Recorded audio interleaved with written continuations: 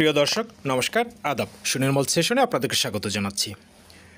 যারা অনলাইনে রিটার্ন দাখিল করেছেন আয়কর রিটার্ন তাদের জন্য একটি গুরুত্বপূর্ণ তথ্য নিয়ে কথা বলবো। সেটি হলো অনেকেই হয়তো দোকান থেকে বা বিভিন্ন জনের কাছ থেকে গিয়ে আপনি অনলাইনে রিটার্ন দাখিল করেছেন, তখন আপনাকে রিটার্ন দাখিল করতে একটি পাসওয়ার্ড তৈরি করতে হয়েছিল।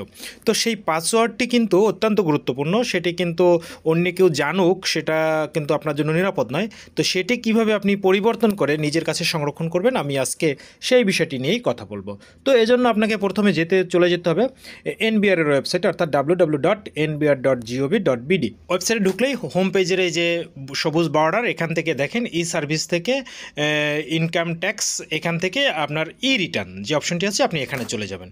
এখানে ক্লিক করলেই দেখবেন ডান পাশে আপনাকে একটি ডায়লগ বক্স আসবে, সেখানে আপনাকে আপনার যে টিন সেটি দিতে হবে এবং যে পাসওয়ার্ডটি আপনি দোকানে তৈরি করেছিলেন বা দোকানদার আপনাকে বলে দিয়েছে এটা আপনার পাসওয়ার্ড অথবা আপনি জেনেছেন, সেই পাসওয়ার্ডটি বসাবেন এবং যে একটি ক্যাপচা দেখা যায় দেখেন এই যে কালো কালারে, এই ক্যাপচাটি বসিয়ে সাইন ইনে ক্লিক করবেন।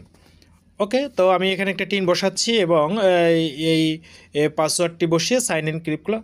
ফলে সাথে সাথেই কিন্তু আপনি যে আপনার যে পেজটি আছে, মানে টিনের যে পেজ আপনার, সেখানে কিন্তু আপনি চলে গেলেন।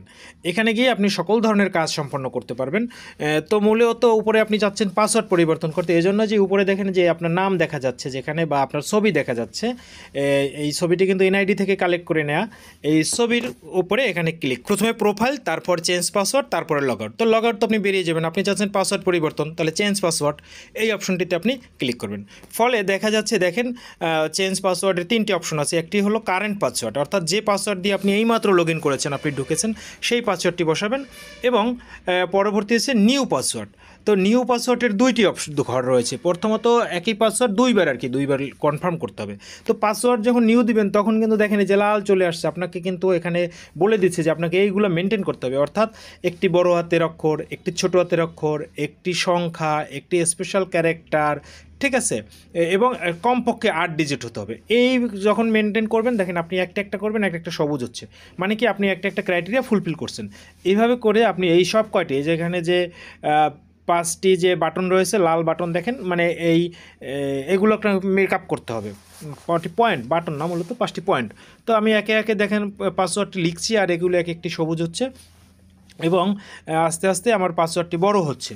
ঠিক আছে, যখন এইটা ফুলফিল হয়ে যাবে এদের ক্রাইটেরিয়া, তখন দেখেন সবগুলো সবুজ হয়ে যাবে, মানে আমার পাসওয়ার্ডটি শক্তিশালী একটি পাসওয়ার্ডে পরিণত হবে। ঠিক আছে, তো আমি এই পাসওয়ার্ডটি দিচ্ছি। পাসওয়ার্ড দেওয়ার পর সেই সেম পাসওয়ার্ডটি আবার নিচেও দিতে হবে। নিচের কনফার্ম নিউ পাসওয়ার্ডে দ্বিতীয়বার সেই একই পাসওয়ার্ডটি, এইমাত্র যেটি উপরের ঘরে দিয়েছি সেটি, বা যে পাসওয়ার্ডটি তৈরি করছি সেটি লিখে, মানে সেমটি লিখতে হবে, নয়তো কিন্তু আবার এখানেও লাল চলে আসবে যে এটি হয়নি। ঠিক আছে, তো এই পাসওয়ার্ডটি কনফার্ম করে এই যে ডান দিকে দেখেন সেভ চেঞ্জ, এটাকে আমি ক্লিক করলাম, দেখে সাথে সাথে আমার পাসওয়ার্ডটি পরিবর্তন হয়ে যাবে। ঠিক আছে, তো প্রিয় দর্শক, এভাবে আমি চেঞ্জ করে নিলাম পাসওয়ার্ডটি এবং আমি যখন লগ আউট করে বেরিয়ে যাব দেখেন তারপরে কিন্তু আমাকে এখন নতুন সেই পাসওয়ার্ড দিয়ে ঢুকতে হবে। পুরাতন যেই পাসওয়ার্ড যেটি কিছুক্ষণ আগে ছিল সেটি দিয়ে কিন্তু আর কাজ হবে না, এখন আপনাকে নতুন পাসওয়ার্ড দিয়ে কিন্তু এই লগ ইন করতে হবে। তো আমি একটু পরীক্ষামূলকভাবে আমার সেই পুরাতন পাসওয়ার্ডটি আমি একটু দিয়ে দেখি কি হয়, আপনাদের বোঝার সুবিধার্থে দেখেন।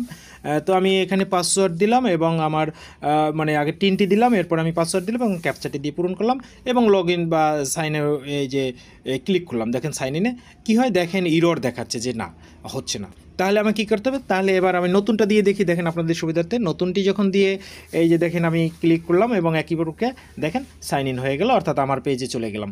তো প্রিয় দর্শক, নিশ্চয়ই এভাবে আপনি আপনার পাসওয়ার্ডটি নিজের চেঞ্জ করে নিয়ে আপনি দোকানদার বা অন্য কাউকে জানার হাত থেকে মুক্ত থাকতে পারেন।